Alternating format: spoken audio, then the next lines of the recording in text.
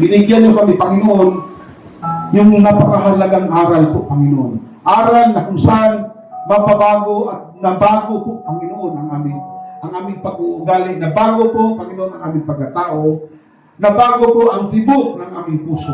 Panginoon, Diyos ang banal, salamat po. Dahil nilinis mo po, Panginoon, ang karumihan ng aming pagkatao, karumihan ng aming kaluluwa, karumihan ng aming inisipan, at pinalitan mo po, Panginoon, ng isang bagong nilalang. Salamat po, Panginoon Diyos Ama, sa iyong salita mula ulo talampakan.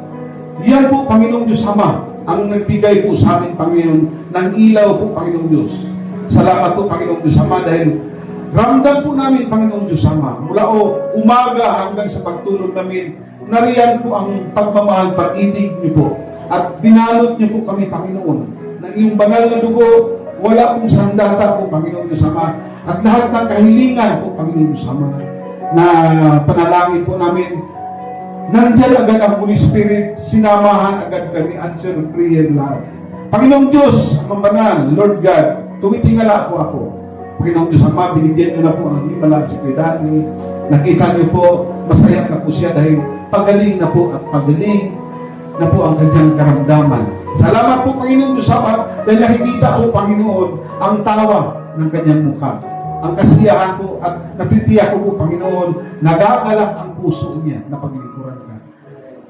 Lord God, hallelujah, and I pray po kung anong desire po, Panginoon Diyos Ama, sa kanyang puso, sa kanyang pamilya, i-provide. Ganon din po ang pamilya po ni Marisa.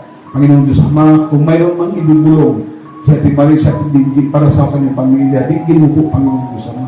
Turuan niyo po sila yung direction po, Panginoon, sa pagpapala. Ganon din po, Panginoon. Bigyan niyo po sila si Ate Lori po, Panginoon, sa manang gabay sa kanyang pamilya. Para po, Panginoon Diyos, maangkin po, Panginoon, ang biyaya mo, tulungan niyo po ang kanilang kumpanya. Gabayan niyo po, Panginoon. Bigyan maghimala ka.